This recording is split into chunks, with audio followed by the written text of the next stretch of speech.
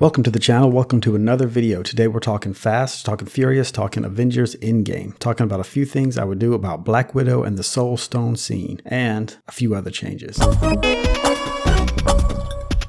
I'm doing it, people. I'm covering Marvel. I already feel like a real YouTuber just recording this. And getting started with Endgame, the biggest one of them all, ambitious. But why Endgame? Well, Endgame was good, but it lacked one thing, and that was tension. Endgame just sort of happens. It happens spectacularly and entertainingly, but it just happens. Ant-Man gets back, has an idea, Tony says no, they try anyway, Tony says okay, they make a plan, do the plan, return with the stone, snap happens, everything is fixed, and just like everything before, the portal is open and the bad guys arrive. It all just happens. One thing after another, and it robs the movie of tension. I want to present a way around that, at least partially. But first, one of the movie's themes, time. A movie needs time to develop tension. Endgame is a 3-hour movie already, so we need to save some time somewhere to use elsewhere to develop tension. And maybe use some tricks to develop free tension as well. Here's how I would save some time and create a little free tension. Then how I would use our harvested time to create more tension. My idea comes from a thought I had when initially seeing Endgame. The scene with Hawkeye and Black Widow fighting over who will die for the Soul Stone is a waste. We have all seen Infinity War. We know what happens. We don't need to be shown the whole thing again. The realization of what must be done, the bickering over who will be the sacrifice, and the play fight scene with one getting the upper hand, then the other, then the other. We don't need to be shown this, particularly with these two characters, because they are both spy types. Natasha is the ultimate spy, and Hawkeye is kind of a spy character as well. They're similar characters, and they're not the type of characters, like Iron Man or Captain America, that need to be shown doing the selfless thing like this. With these two, it can be more understated. So here's what I would do. In my vision, the audience sees the two take off from Morag, headed to Vormir, as in the original. Then we're off to the other time heist scenes, the action in New York. Then cut back as Black Widow and Hawkeye arrive on Vormir. They look at one another, say something ominous, and head toward the mountain. Then boom, cut back to the others doing their thing. Tony and Steve in the 70s, Hulk in New York, and the action continues. Just before we forget about Hawkeye and Black Widow, it cuts back to Vormir. They are approaching the stairs. Red Skull appears and calls them by name, just like Infinity War. And boom, cut back to the other action, the time heist for the Infinity Stones. Nebula and Rhodey on Morag, Hulk in the Ancient One. Show just enough of Vormir to make it clear that nothing about the Soul Stone has changed. We know what must happen. Time heist finishes up as normal, never revisiting Black Widow and Hawkeye. They all push their buttons, zap back to the future, and arrive on the platform. The camera swirls around our heroes back and safe. We see Hulk, Tony, Steve, Ant-Man, Thor, who are all themselves looking around, swirling, just like the audience, frantically checking to see who made it back, because they, just like us, don't know yet. Then we see Hawkeye, and we know. He's looking down. The others speak to him. Clint, what happened? He looks down at his hand. Clint, what happened to Natasha? He slowly opens his hand, revealing the orange stone. The others still yelling at him. Finally, Hulk screams, "Where's Nat?" Hawkeye looks up, shakes his head. We then get a very short flashback to her sacrifice, just so it's clear, and that's that. This will create some free short-term tension in this scene, as I think you just felt from me merely reading this. On top of that, I think this is a better way to deal with the sacrifice overall. As I said before, specifically with these two characters, their drawn-out interaction is not needed. It cheapens the sacrifice to show that they bickered and fought over it, and were both so eager for it. But more importantly, my change will save some screen time for developing more tension later. I timed the scene and estimated my changes would save as much as 6 minutes of runtime. To be safe, let's say 5 minutes. But just to save a little more time, and this will be an unpopular opinion, but I would cut some of the time Tony spends with his dad. This had the potential for tension with Howard almost catching Tony, but that's immediately taken away and the scene is played for nostalgia and closure for Tony. This was good enough and I understand why they did it, with Tony being a father himself now and destined to orphan that kid later in the movie, but it's just not worth the screen time. I won't go into detail about what I would take out, but let's just say we could save another 30 seconds from that scene, so we have a total of 5 minutes 30 seconds of extra runtime to deal with. How would I use this extra time? Well, it would build on the tension from the off-screen Black Widow sacrifice and reveal, but it would begin before that. During the Infinity Stone time heist scenes, we would see bad Nebula confronting and bullying good Nebula, just like in the movie, removing the faceplate and everything. But remember earlier in the movie where past bad and good Nebula circuits start to get mixed up? This would continue to happen, with all of good Nebula's feelings for the team, Gamora and Thanos, starting to invade bad Nebula's circuits. This will show bad Nebula wrestling with having good Nebula inside her head, possibly fast-tracking her into becoming another good Nebula, but at the very least becoming torn about the mission she has been assigned, which, given Thanos' army, will mean death for all of the team. Guaranteed tension. In this scene, where bad Nebula takes the colored plate from good Nebula, bad Nebula would have another cross-circuit attack, and good Nebula would be there to participate. It would just be the two of them. We would see bad Nebula experiencing good Nebula's feelings, and we would see her seeing her true self in good Nebula, and almost realizing it, at least coming close enough that the audience is left with legitimate doubts. This scene and a couple smaller cross-circuit circuit shots would take about 75 seconds of screen time, leaving us with a good 4.5 minutes. Bad Nebula would then be sent back by Thanos to open the portal, per normal. But because of the good Nebula inside her circuits, we are left with a will she or won't she dynamic once she gets there. Will she or won't she sabotage the team and open the portal? Our extra 4 minutes would be used to show Nebula's inner conflict and close calls with getting caught. The team would zap back to the future as they do in the movie, have the reveal of Black Widow not making it as described earlier, then show Bad Nebula looking around and wondering what to do. Her lack of response to Black Widow's death would go unnoticed by everyone, except the audience. Her absence at the Lakeside Memorial will be highlighted as well. She would have an awkward interaction with Rocket. Rocket would seem suspicious, but immediately be busy with the gauntlet. The team begins to work with the stones and we see Bad Nebula lurking around, figuring out how to open the portal, but also having her circuits continue to wig out between hers and Good Nebula's, and giving her pause on whether to do it or not. This would give us the tension we need while we wait to find out whether she will open the portal, be discovered before she can do so, or turn face and refuse to help Thanos. Ultimately, of course, she decides to open the portal, cementing her as Bad Nebula, and cementing Good Nebula's goodness as central to Good Nebula, and fully earned. Good Nebula changed. Good Nebula is Good Nebula, not just any Nebula. Seeing Bad Nebula like this would show just what Good Nebula used to be, and now look at her. She's fighting on the side of good, come what may. Bad Nebula being Bad Nebula shows that there are no shortcuts, even through short circuits. So that's my proposal. I agree with others that Endgame should have been Nebula's movie. The one small change to Endgame, dealing with Nebula, Thanos, and the Infinity Gauntlet proposed by Nando V Movies, is a great change toward this end, and I think my change would help to set up Nando's change. As I said before, seeing that mere short-circuiting wasn't enough to turn Bad Nebula good reveals just how much Good Nebula has grown. This elevates Good Nebula's full redemption, full arc from bad to good, from fully dedicated to and fearful of Thanos to fully against Thanos, fighting directly against him, which is the point of making Endgame Nebula's movie. So that's what I would change at Endgame. I love the movie, just wanted to be worried about our heroes a little bit more than I was. The movie just didn't have time to make us worry. But what do you think? Can Endgame be improved? In what way? That's all I have. Let's keep it fast and keep it furious.